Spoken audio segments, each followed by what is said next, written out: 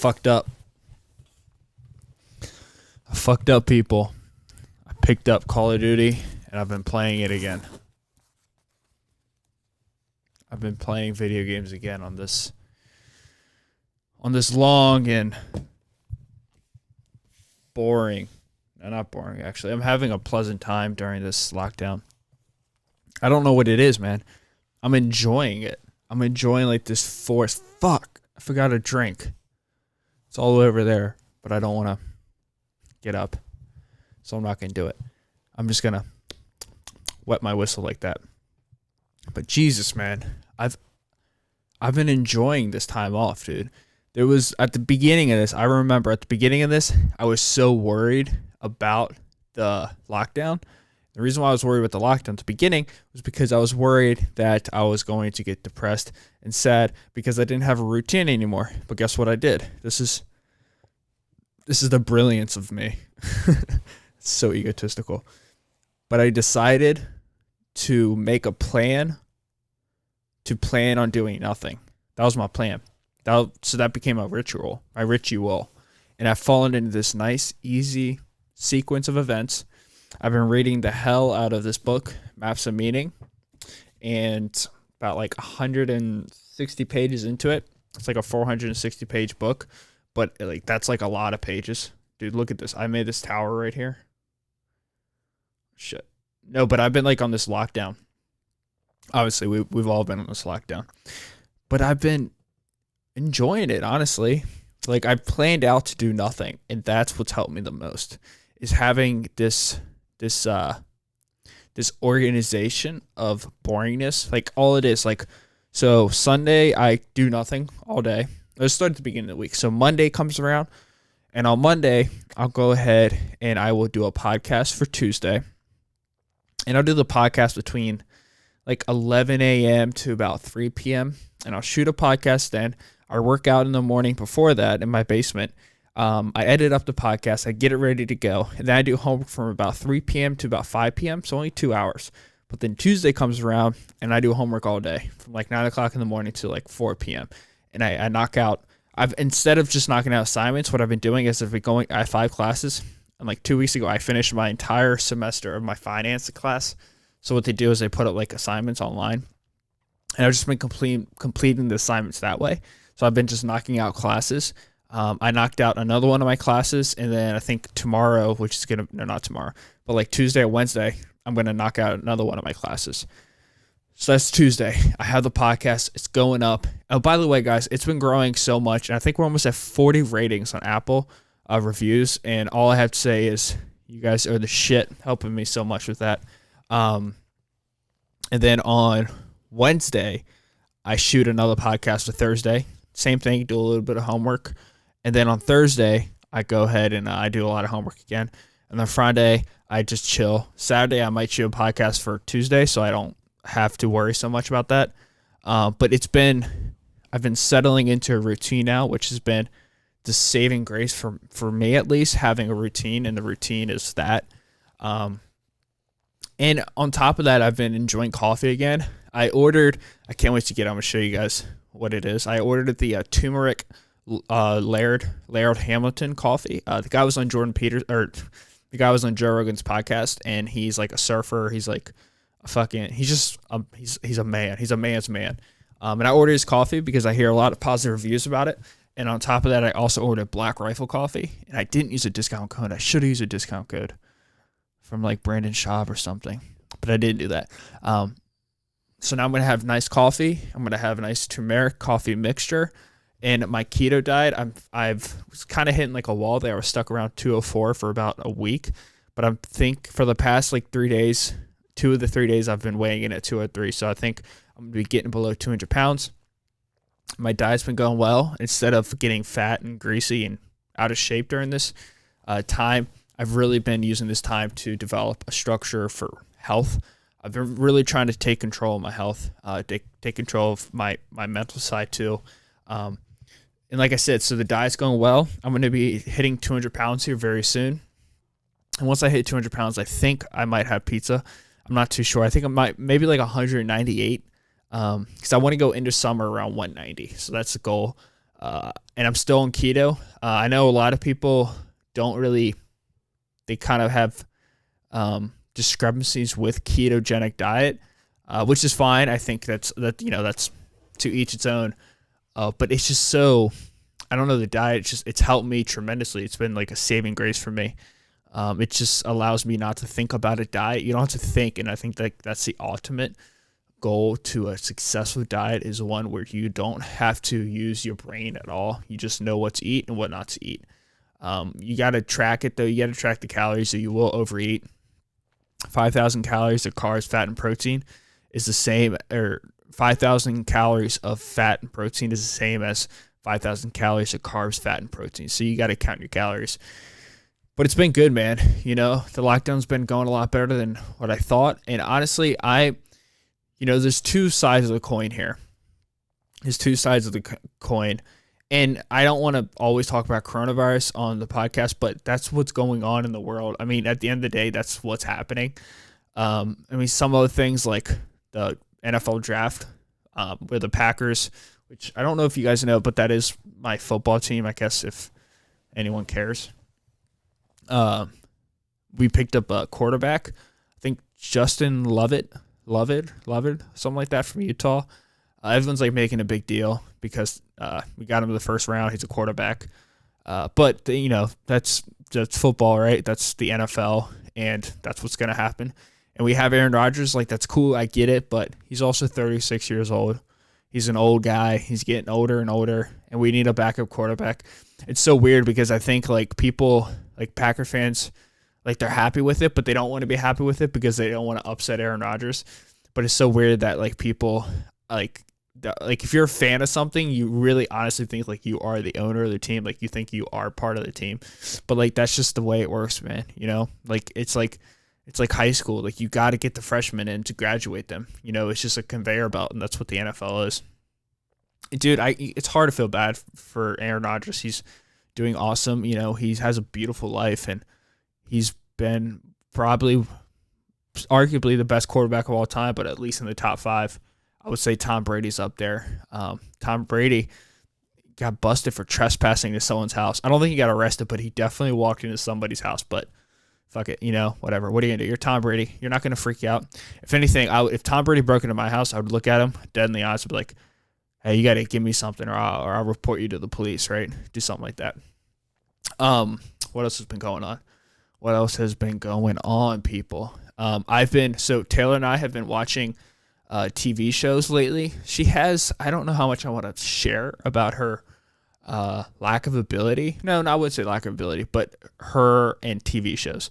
She watches them, but she can only watch so much of them before she encapsulates herself so much in the TV show that it affects her night and the day after. Like if we watch a TV show that's very much like anxiety provoking or like panic ridden, so like a TV show where the characters are in stressful situations and things are happening that will make you panic. I have the ability to disconnect myself, realize that the actors and actresses almost up to a fault, because when I watch TV shows, I'm watching it, I'm liking it, but then sometimes like, shit, this is just an actor or an actress, and this plot was completely made up, and it makes me like not enjoy the show as much. She does the opposite, where she forgets, and I don't think she subconsciously she knows that they're actresses and actors. But as one second, I gotta get this drink, or I'm gonna keep on making weird noises for you guys. Just give me 15 seconds. I'll be right back.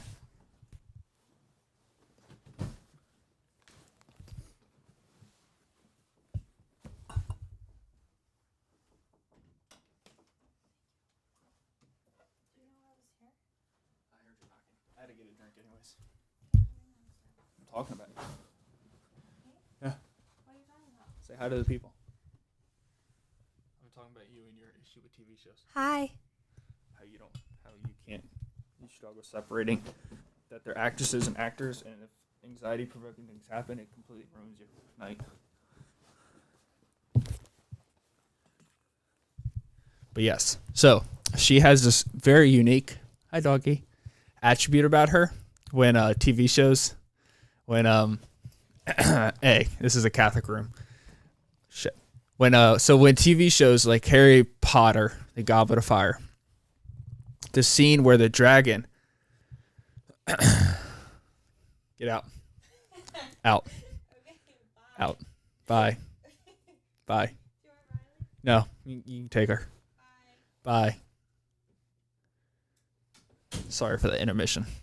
I just had to get a drink to wet my whistle, and then next thing you know, she comes in here and she's acting up. Yeah, so I have this. I can, like most people, I think, maybe not think, but in my opinion, I think most people can separate themselves from what's going on and the fact that it's just a TV show. She doesn't do that. She will basically assimilate herself into the TV show. So when the show is over, if as I'm watching it, if I can see that the show is going to a place where it's going to be anxiety provoking, or it's going to come to a point where it's like stressful, I almost like want to turn it off and like turn on like Blue's Clues or like Ridiculousness or like Impractical Jokers, because I know that we're going to have to deal with that all night, you know? And then it's going to spark like halfway during the week. Something's going to happen. Like if the girl was like lonely, the movie or the TV show, she's in 2 days is going to be like lonely. But anyways, so that's why we struggle watching TV series. Like the best ones that we've ever been able to watch was Friends, because it's just like, it's a goofy, what's that show called? Sitcom. And then Game of Thrones, because she slept during the whole thing. And I was up until 6 a.m. watching episodes. So we got through both of those series. One of them she was awake for, the other one she was not awake for, but we did complete the series.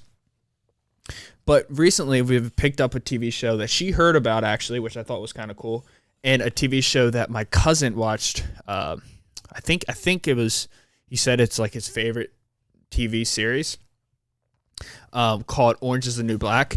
And I know this is like an old TV show. I'm pretty sure this is an older TV show. But at the end of the day, it's a really good show, and I highly recommend it. It's all about like inside of the prison system, female prison system, which is super fascinating. I never really think about it too much. Growing up, my parents were both police officers, so like the prison system was just kind of, you heard about it around the house, you didn't think anything of it, but you never really, in my head at least, put up like you never connected the dots that prison system is also for females, you know? I mean, I knew it was a thing, but this TV show is actually kind of cool. It shows the life of a female in a female prison. And it obviously doesn't depict it. It doesn't depict the 100% accurate image of it. But I do know that it does show pretty, at least some of the things are similar to it. But it's a super entertaining show, and one of the main characters in it is actually the girl from That 70s Show, and yeah, that's kind of cool. But so we've been doing that every night, so we kind of have that. That's part of our routine. That's kind of keeping us both sane. She's working on projects. There's my dog barking again. As you can also see in the podcast room, I made this bookshelf right here. So I'm thinking about getting a real bookshelf, but it's like $300 on Amazon, and it's a vertical bookshelf because I want my books here. And it's not because I think I'm really smart, but it's because the reason why I want the books here is because I think it's part of the podcast now. I think this like is almost a staple in a podcast, in my podcast studio at least. Just like in some podcasts where like Theo Vaughn has like a bookshelf, and on the bookshelf he has a bunch of like books and like gadgets and stuff like that, and the dog is still barking. Still barking. She doesn't shut up. You would think after a dog gets an ACL replaced it would shut up, but not this one. But it's like part of the setup, so I feel like I have to keep this now. So I'm thinking about designing one, which will probably not go over well.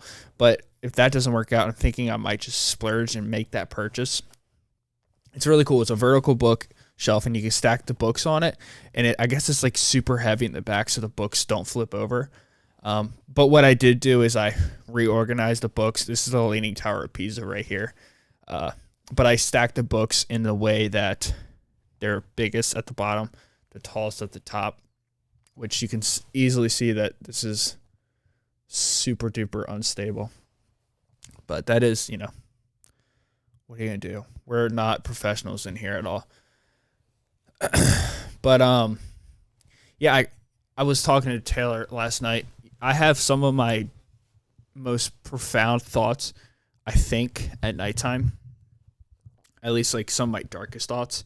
But sometimes I have very positive thoughts too at nighttime. But most of the time, I have like some of my darkest thoughts right before I fall asleep, and I'm sure I'm not the only one. I'm sure that's common for people out there. I'm not too sure. I know a lot of people are struggling right now with the evening when it comes to the coronavirus lockdown.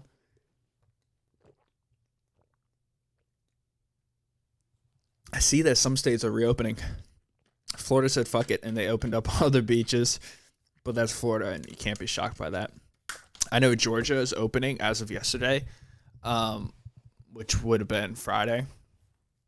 I think Texas said screw it and they're opening up their state too. I know Annapolis is having a protest this past weekend, where a bunch of idiots are out there without masks on and standing inches apart protesting. I'm pretty sure that's what happened. I, I the people come in all uh intelligence, I guess.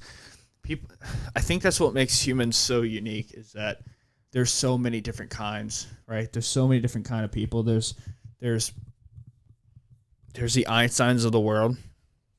There's the Ted Bundys of the world. And then there's people that just, I don't want to get too much into it, but maybe I'm probably not a good example because I'm not a protester. It's really hard for me, and this could be a huge personality flaw, and I think internally I battle with this often. I'm gonna hopefully get back to what I was saying about like my thoughts on the coronavirus, which kind of after I say them, they're gonna become hypocritical to what I'm about to say. But I've always had like internal battles with myself when it comes to caring about anything so much to the point that I would protest it or go to a rally for it. And it's always something in my head that I've never seen anything or heard of anything that I would make a day out of it to go protest it. And I'm not trying to take the higher moral high ground here and saying that the lack of me wanting to do that makes me more superior to the people who do that. But when it comes to protesting things, which is an absolute freedom, and that's something that we should always have, and that's something that needs to be upheld. It's so crazy to think that I don't know. I don't even know if I actually want to get into it too much because I don't want to misspeak here and sound like a dick. But coronavirus, say what you want about it. The fact of the matter is it has killed thousands of people. I saw something. It hasn't killed millions like I said it would, but it has killed thousands of people that are mothers, fathers, kids, grandkids, specifically nieces, nephews, brothers, sisters. It's killed 1,000 people. And it's a real thing. You know, I've heard a lot of people say, oh, it's a bioweapon. It could be a bioweapon from Wuhan, China. And me saying that is probably going to get this video demonetized. But there has been reports from Fox saying maybe not a bioweapon, but it was accidentally released by Wuhan, China. And a lot of these conspiracy theories, I think they're fascinating, and I think I indulge in them. It's kind of like my the one thing that I like. What's that, like a naughty? I don't know. What's that word? Indulgent. I don't fucking know. But they're fun. They're funny. I like to give them my ear. Everything from Operation Paperclip to Jeffrey Epstein, all the way to 9/11. I take no hard stand and say I won't at least listen to conspiracies from aliens. Everything doesn't matter. The world is flat. I'll look into that because I want I'm always curious to why someone could even conceive of such crazy ideas, such as the world is flat, or even worse than that, anti-gravity people. But the issue with conspiracy theories is they almost become a shield for people who cannot really deal with the emotions that are required to deal with certain situations, right? And I think they're neglectful to the pain and suffering that the actual event, conspiracy or not, inflicted in people. Thousands of people have died. Thousands of people have died. So when there's protest, which is a God-given, not God-given, it's not God-given, but which is a right under the Constitution, you're allowed to peacefully assemble. And I'm not saying that shouldn't be a thing, but what I am saying is when you have a COVID-19, we all accept a common cold, right? You can get the common cold. We all aware of that. We don't argue that. We don't look at that shit as a conspiracy. And even if it was released by China, it's still there, and it can still kill people, and it could be the end of people's life. The flu, we don't argue that's a conspiracy theory. We accept that the flu man-made, or we can say that it is man-made up to a point. It wasn't man-made, but it's strong now because we probably use medicine for it. But then there's some, like HIV. There's some people, some scientists, researchers say that HIV is weaker now because we use so many medicines to destroy it that it's actually weakened itself, which, I think that's fascinating to think about. But when you have coronavirus and it's killing people, taking away at a point thousands of people a day, and I know I've made jokes about it where I'm saying, oh, it hasn't killed as many people as it was anticipated. Those were jokes, but I'm being serious right now. When you have people protesting in Harrisburg, Pennsylvania, in Annapolis, Maryland, potentially without masks on, these people are an issue. That's a fucking issue. That's unacceptable. And it's honestly it's sickening to see that, especially because coronavirus does kill. It will kill people. And I don't care if it only kills 80-year-olds. 80-year-olds are still a dad or a husband or a son. There's still people. So when you see these protests go on with people without masks, with people with signs saying, Jesus is my vaccine. Bullshit. Jesus is not your vaccine. Jesus has no protection over you. And guess what? Just because you believe in Jesus, or you believe that this coronavirus you've been able to conceptualize in your negative digit IQ mind that this coronavirus is a complete hoax, by you refusing to take basic precaution, you are going to kill somebody out there. If I were to give you a gun and I put somebody right in front of you, a stranger off the street, an 85-year-old World War II veteran, or somebody's grandfather, and I gave you a gun, I said, shoot and kill that man, you wouldn't do it. You would say, no, I'm not going to shoot and kill that person. You wouldn't do that because you know that that's morally wrong, and that is a shitty thing to do. But by people protesting without mask on, without some level of precaution, that's essentially what you're doing, just in a delayed manner. And it's a delayed manner, and you won't be there for when the 85-year-old man takes his last breath in the hospital bed or the hospice bed. And that's a real issue. That's a real issue with this coronavirus. That shit needs to stop. Protest in your car. Protest with mask on, at least. But don't protest without protection, because although you may not believe that this is a real thing, although you have convinced yourself that it's all bullshit and the government is lying about the number of deaths, that's cool. That's fine. I get it. But don't be so ignorant that your refusal to do just proper things kills my grandmother or my grandfather out there. Because that's an issue. And that's fucked up. That's messed up.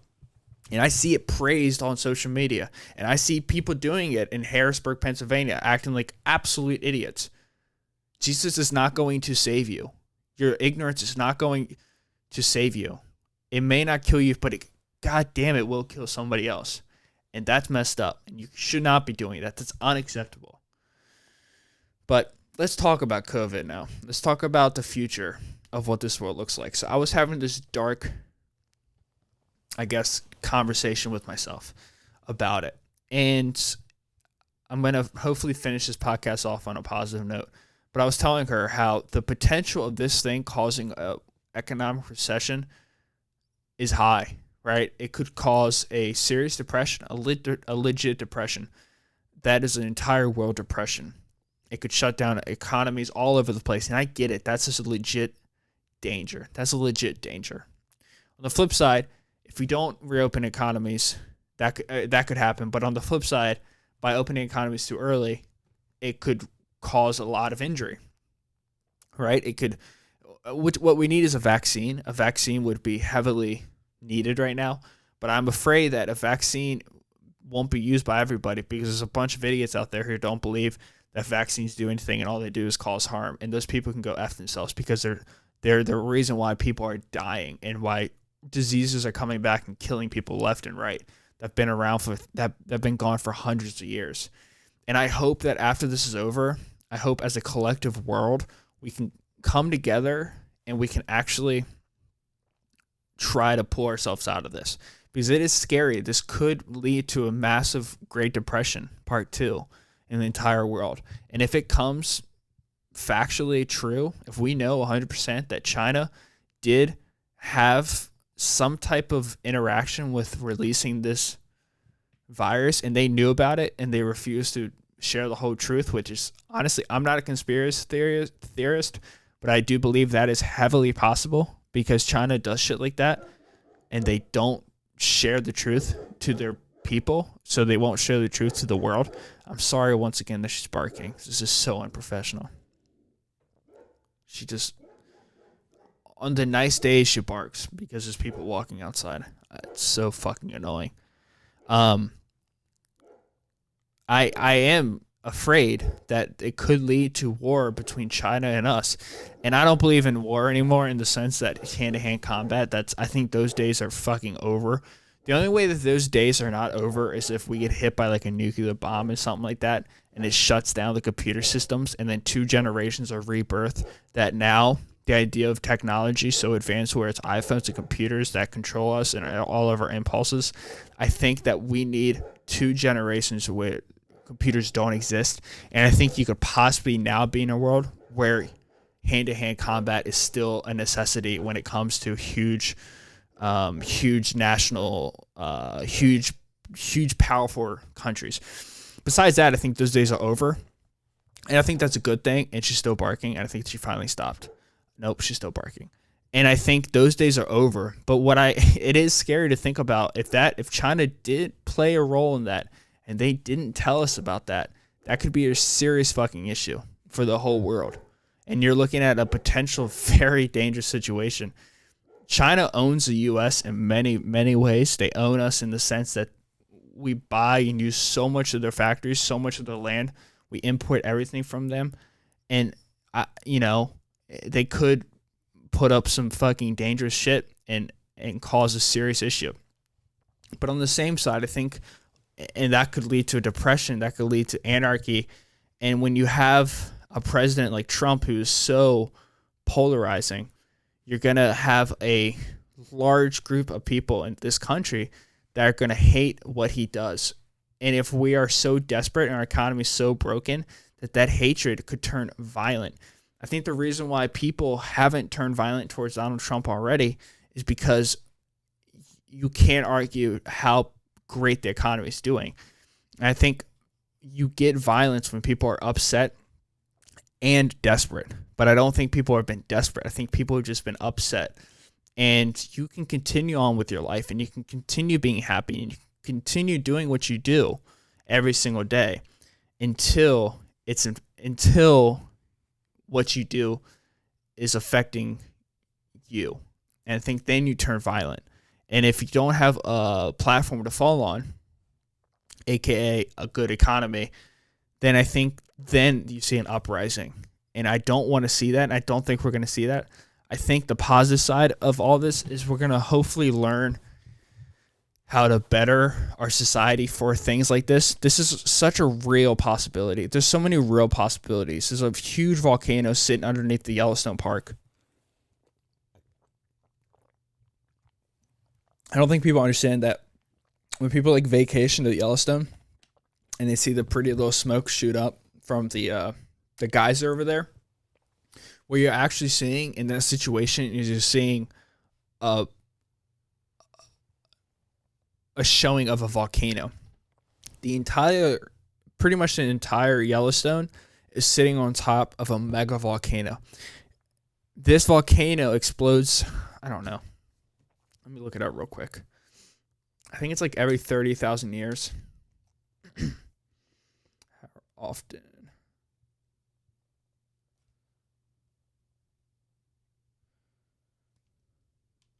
How often does the Yellowstone volcano erupt? Has experienced 3 at 2.01, 1.3. This comes at an average. Okay, so about 725,000 years between each eruption, and that's Yellowstone Park. And so it's a volcano that, if exploded, would basically shut down the entire world. And I think we're falling up close to that time period where it could explode. Meteorites could knock our grid off. Could land and just destroy the Earth. It could take out a huge chunk of the Earth. The sun, it could have a solar flare and shut down our grids completely 100%. And I don't think people realize that this is a possibility. I don't think people realize that every day we're alive, there's chaos and this is war. And I don't know if you're religious or not, but there's good and evil inside of every religious scripture. And it's a constant battle. And you accept that that's a constant battle. It's so much a constant battle that in the Catholic faith, your life, the way you live it, determines where you go, internally good or internally evil. And there's a constant battle, and it's anticipated that you will sin. It's anticipated that you will mess up, and it's anticipated that you will do wrong. So there signifies ways to recover from that by asking for prayer upon you to remove your sins. And that is stretched out more than just internal emotions. That is the world. That is the way the world functions. The world functions as these forces of good versus evil. And it's a slippery slope, but it's stable. But when things like this, when COVID-19 come, it shows just how vulnerable us Homo sapiens are to anything. So much so that we have to shut down the entire country to hopefully get rid of this man-killing disease. So with that being said, I one of the things I do hope is that we can try to provoke some change to fix that, to develop systems that are more advanced so we can develop antibacteria that can kill off these diseases, so that we have supply and demand chains that are capable of supplying our grocery stores and and stores in general with what we need to get through these times. And I think if we can take a step back after this is all over and recognize just how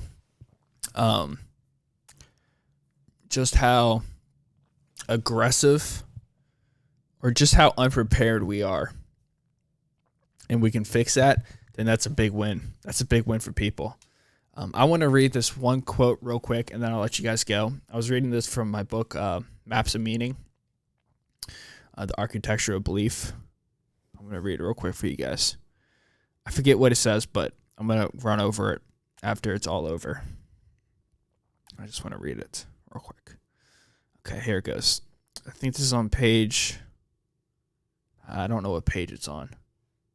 I'd say between like 150 of Maps of Meaning. And this is by, the quote comes from, it's in Jordan Peterson's book, but it's not actually from Jordan Peterson. She's barking again. She does not stop.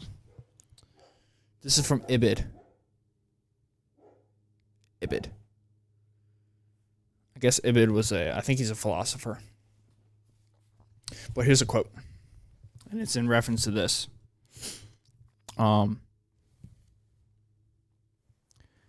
This is not the quote, but this is leading up to the quote. This power is commonly considered by those subject to it as a manifestation of God. I sound like a preacher, don't I?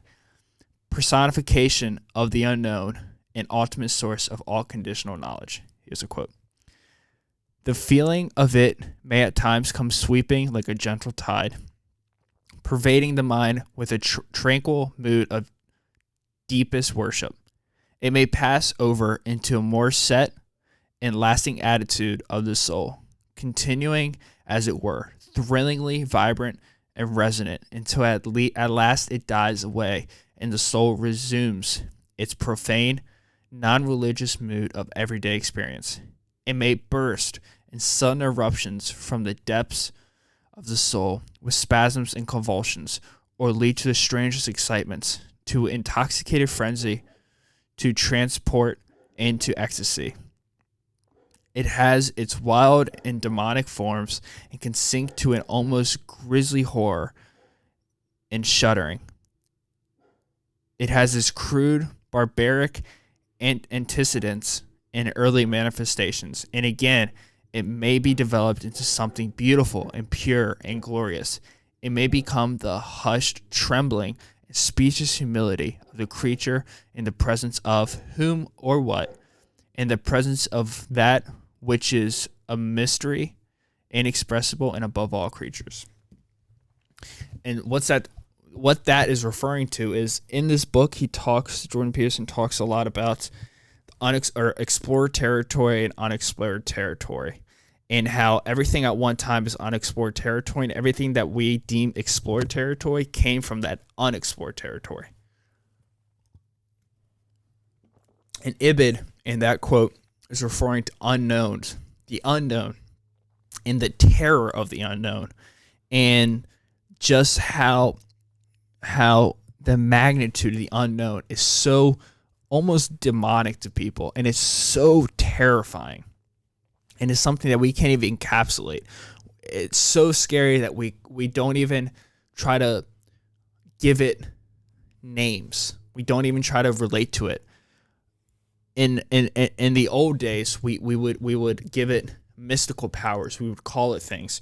We would call the sun the creation of a god, because it's so scary. We don't even encapsulate it. But the unknown, what Ibid is saying, it's so beautiful. It is such a unique thing, because there's a line where it does encapsulate evil and pure pain in the beast, the belly of the god, the belly of the beast. The dragon lives there. He breathes fire. He protects it. He sits on the outside of the cave. He protects it. He is evil. It's terrifying. He could be protecting, I don't know, a factory of dead babies. You never know. Or he could be protecting a factory of diamonds and riches. Or if you're hungry and thirsty, food and water, he could be protecting. It's this unknown that is protected by this luster of chaos. But exploring this unknown territory can lead to this overwhelming sense of beauty and acceptance, and this magnitude that is so out of the realm of our ability to even put words to. And that's what makes the unknown so addicting. It's like the original ecstasy. It's the original alcohol. It's the original addiction. It's why explorers love to explore. It's why people love to do things that they know they're not supposed to do. It's why people do things. It's why boys at such a young age act in such an abrupt, impulsive, dangerous, violent manner. Because the unknown has that roll of the dice. It has that gambling. It has that cigarette smoking addiction personified into it, weaved into it. And that is so beautiful. It's so unique how the unknown can cause so much chaos, but so much beauty in it. And I love that quote. I fucking love that quote. And I meant to talk about it today. And I'm not going to, and I wanted to get that out there because that, to bring it all back around, that is what we're living in right now. The unknown. The unknown, and this time in 2020, causes news channels and people to lose their mind in protest in a dangerous fashion. That's what it causes. But at the same time, the beauty is also inside of that cave and is also not known. It's there. And I swear to God, that's what is going to overcome. That's what's going to come out of the situation. I promise. That's exactly what's going to come out of this. And it's going to take time. But with time, I know it will showcase itself in a beautiful manner. But yeah, Ibid. Beautiful quote. I loved it. Let me just look him up real quick. I just want to describe him to you guys real quick. I usually have my laptop here, but I didn't bring it this time.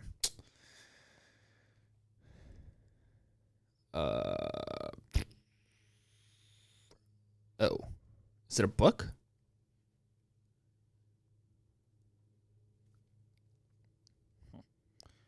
I don't know what it is. Philosophy?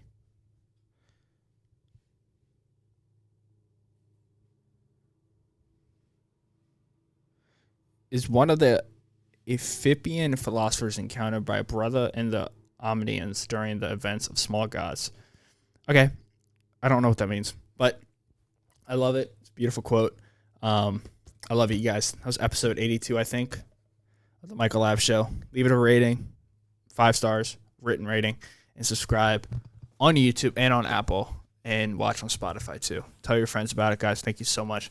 I'll catch you guys in episode 83, and I think it's going to be a interview with my mom again, more specifically business related. Thank you guys so much. I'll catch you guys then.